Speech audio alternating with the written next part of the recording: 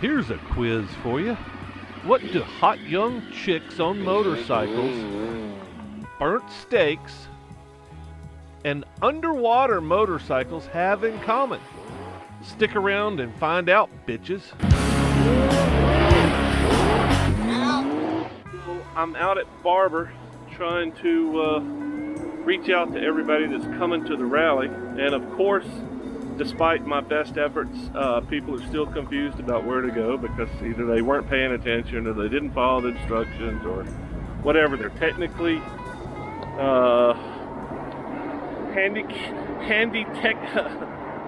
technically handicapped, I guess is probably the best thing to say. But yeah, they either didn't check their email or their spam folder or whatever.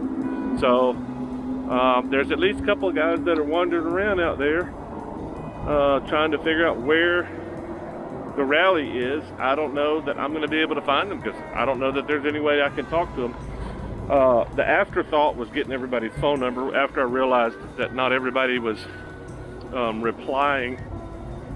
You know, you always got to figure there's probably going to be some kind of a hiccup, but anyway, it's a beautiful day. Looks like a great weekend for the rally, and I'm excited to get back on the road.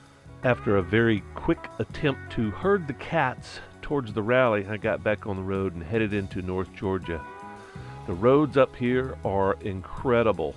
As anyone that has traveled this area, North Georgia mountains, the foothills of the Appalachians, the rivers, the mountains, everything is just super extraordinary. And as you can see, I've just turned into the trailhead parking at Ravens Cliffs, and this was probably the hardest place to tell people how to get to where you were going.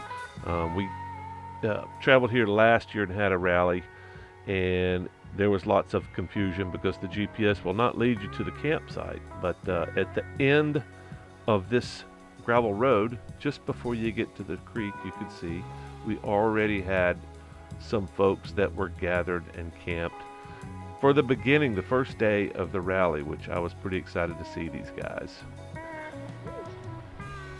Haha, the gang's all here! Man!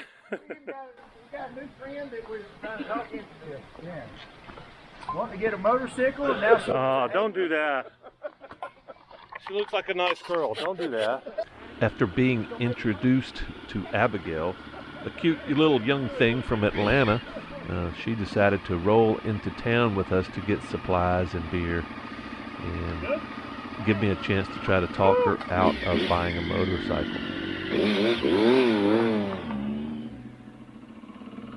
Yeah, so we went into town, Richard and I, the trio, and fetched supplies for the evening. And of course, just any excuse to get on a bike and ride.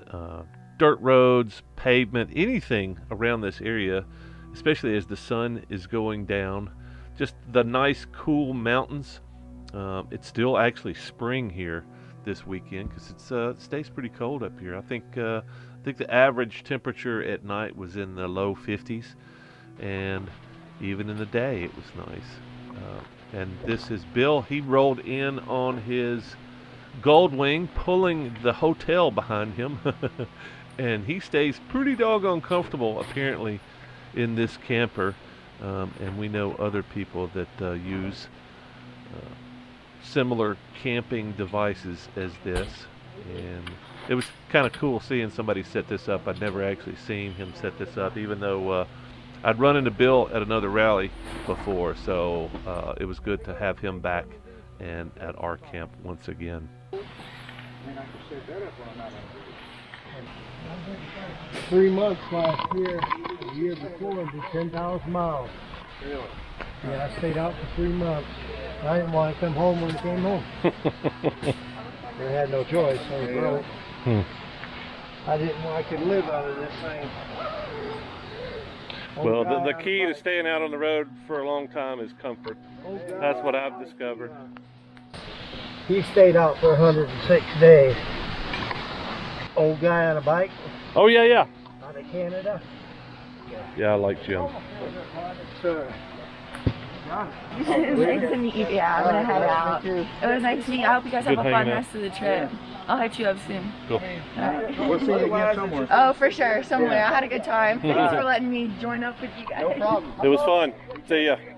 Yes, it was nice having a pretty young lady join us at camp, and interesting timing as Brian left this comment about Harleys and attracting women, which I quickly responded to, and decided to put Brian as a highlight of this video. Metric bikes. You never would have thought they could have drawn women, huh?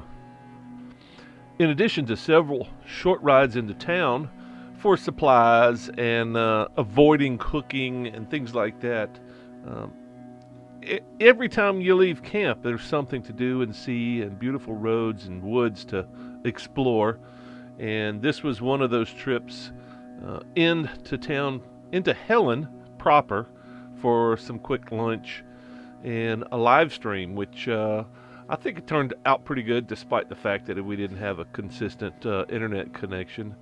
But yeah, just any chance to get a ride through the woods here is spectacular.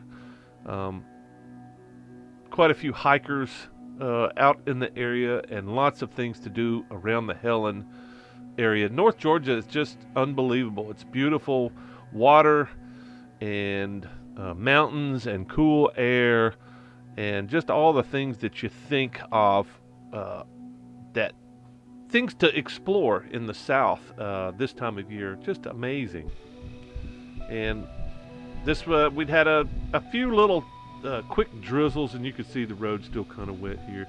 It's a little scary getting on the road the first time and seeing slick tires. But yeah, we rode into Helen.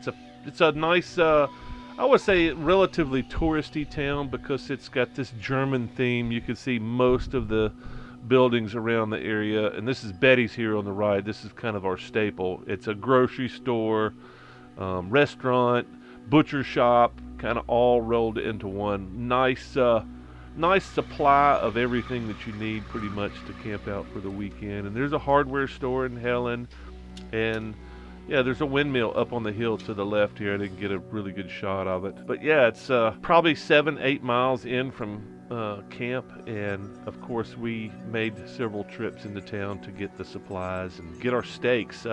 Pretty expensive steaks, but man, they were so good. And Betty's is a nice place that you can count on to get all your stuff. Well, so somebody like me that said, I'm going to get in shape and I'm going to fucking hike the AT. Hey, what's the big hurdle at that point? I just think That's a lot of pain. Yeah, that's just unnecessary pain. I'll ride the Trans-American Trail 12 times before I'll do that. Hey, I'll make up for it by riding the King. I'll backpack on 2 wheels. That's what I do now. Yeah, I used to want to, and I would if I had the means to do it. It's a commitment time, and man, that's a fucking commitment. I mean, no matter what, it's got to be 6 months. I mean, this was one of many stops, pull-outs, trailhead parking, lots of places like this along the trail. It's good to take a break, let everybody catch up, as most of the rides that I lead and many of the rides that I go on are self-paced. That way, a variety of riders, skill levels, all those things that differentiate riders. You know, some people are comfortable riding these corners at 30, 40 miles an hour. Others are comfortable riding, a little bit more brisk pace. And you've got, the racer types, people that are doing triple digits down these roads. I'm not that person anymore, but I do like a quicker pace, and this was one of those rides. Pretty much, it's kind of standard for me. I like telling people at the beginning of the ride, hey, don't worry about catching up to me. Don't ride beyond your comfort level. You get in over your head in some of these corners, they'll catch up to you and put you into the trees or into the next lane. And it's just dangerous. I don't want people to die, but I also don't want people to not enjoy themselves. So, and this is one of those examples of, we caught up to a car that was probably doing 40 miles an hour up this hill, and it just got to be a drag. And we had a few miles to get back to camp.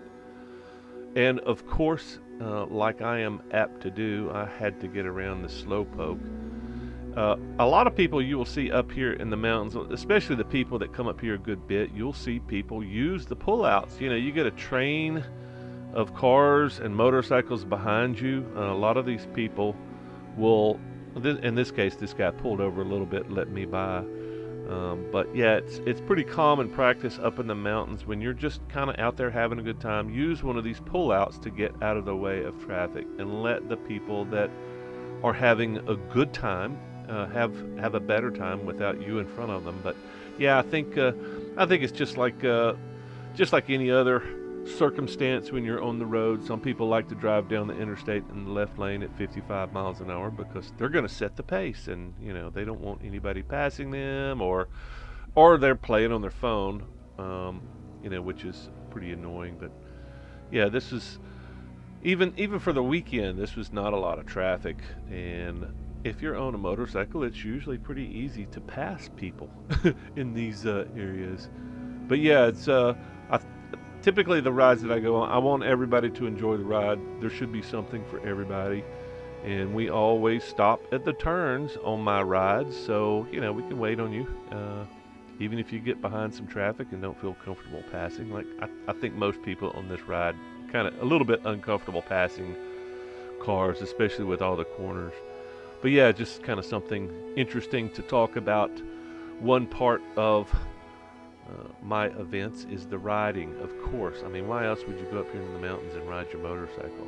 But we did have some top finishers, you know, podium finishes, and even Dog got up there and decided he was going to be part of the glitz and the glamour of winning the race. What are you doing there, Richard? Let's go get over. I'm getting ready to use my firebox to cook a steak. I'm becoming familiar. You think that wood is seasoned enough? We're going to find out, aren't we? I reckon we will. Alright, so it weighs probably a few ounces less than the titanium, right? Yeah. Let me feel it. It's long and bulky, but other than that, That wasn't good on there. Oh, yeah, no weight there. no weight. So if you got a saddlebag, it'll go up on the inside. You can put everything on top of it. There's not too much to it. 3 pieces. Once you gotta get it outside the bag. Okay, ready? Oh man, that's great. This goes in the ground next to your coals, or you can pull the coals over to it too. So I would say probably that's a pretty good spot. So once you find your spot, this is your handle to put it in, and it's also the handle for your grill. So you just punch it down in there, punch it down in there. And it's hot down there, so Yes, it next thing you do is you do that, right?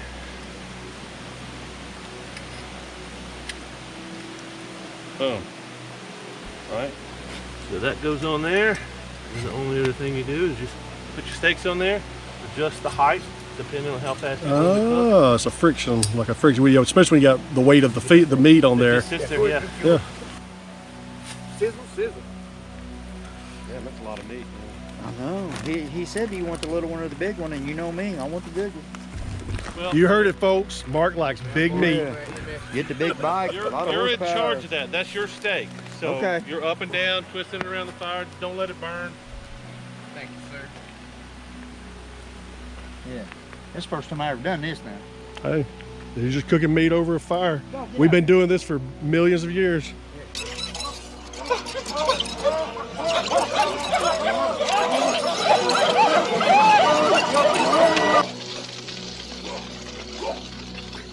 Get me. Yeah.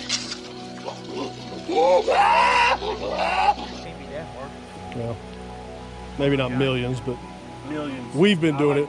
Yeah. It's a nice round number, right? I mean, if it's comfortable, you know, if you're Moto positioned camping riding cook. off something, You got to be cooking. Yeah. You know what I mean? Got your arms down a little bit. There's a fire going over here. I'm gonna tell you to check your. Got a couple of them going. Here you go. Probably get that thing loaded up pretty good. I got it.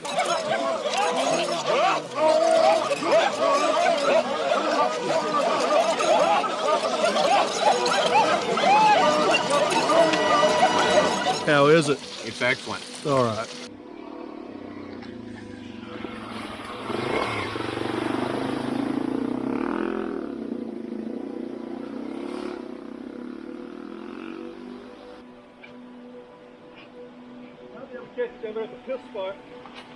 Better hustle.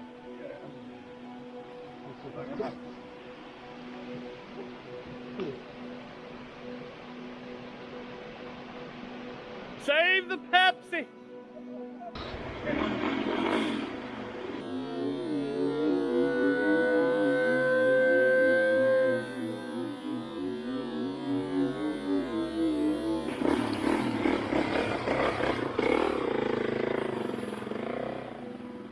That is instructions. Throttle, throttle, throttle. Throttle! Oh! I didn't hear any throttle.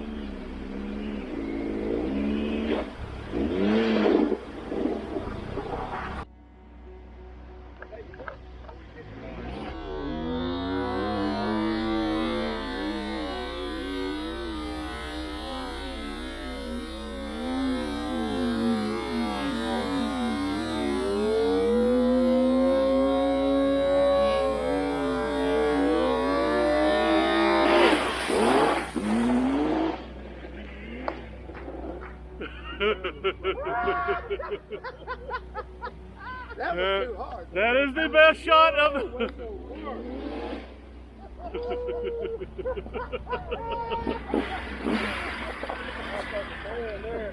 That is so. Got his fucking blood up now. Yeah, go! So yeah, I just want to get your opinion on traction control real quick.